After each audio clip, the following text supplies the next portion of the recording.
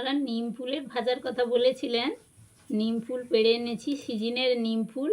এই ভাজা তো এই সময় খাওয়া শরীরের পক্ষে খুবই উপকারী এবং খেতেও খুবই ভালো।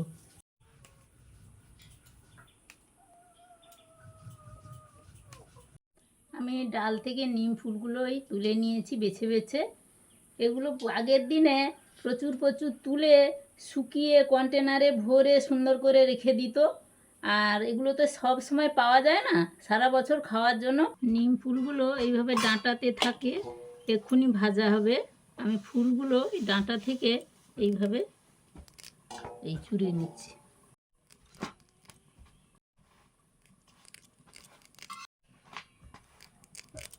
মা নিম ফুলগুলো ডালা থেকে ছাড়িয়ে আবার চুড়ে দিয়েছে।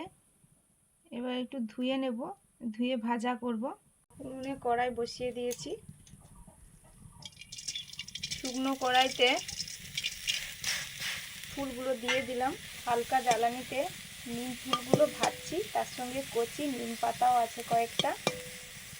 নিম ফুলের জল দিয়ে যেহেতু ধুয়েছি, জল আছে। এই শুকনো কড়াইতে দিলে জলটা শুকনো হয়ে যায় আর একটু ভাজা ভাজা হয়ে যাবে। তারপরে তেল দিয়ে ভেজে নিতে হবে। নুন, এবার জলটাও শুকনো হয়ে গেছে, নুনও দিয়ে দিলাম। এবারে তেল দিয়ে ভাজবো। এই নিম ফুলটা গরম ভাতের সঙ্গে খেতে হবে, দারুণ লাগে। সরষের তেল,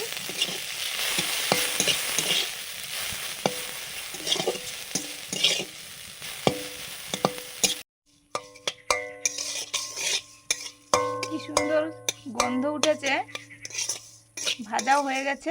এই যে শব্দটা ঝমঝম করে শব্দ হচ্ছে, এরকম করেই ভেজেছি। যেহেতু নুন দেয়া আছে, নুন লাগবে না।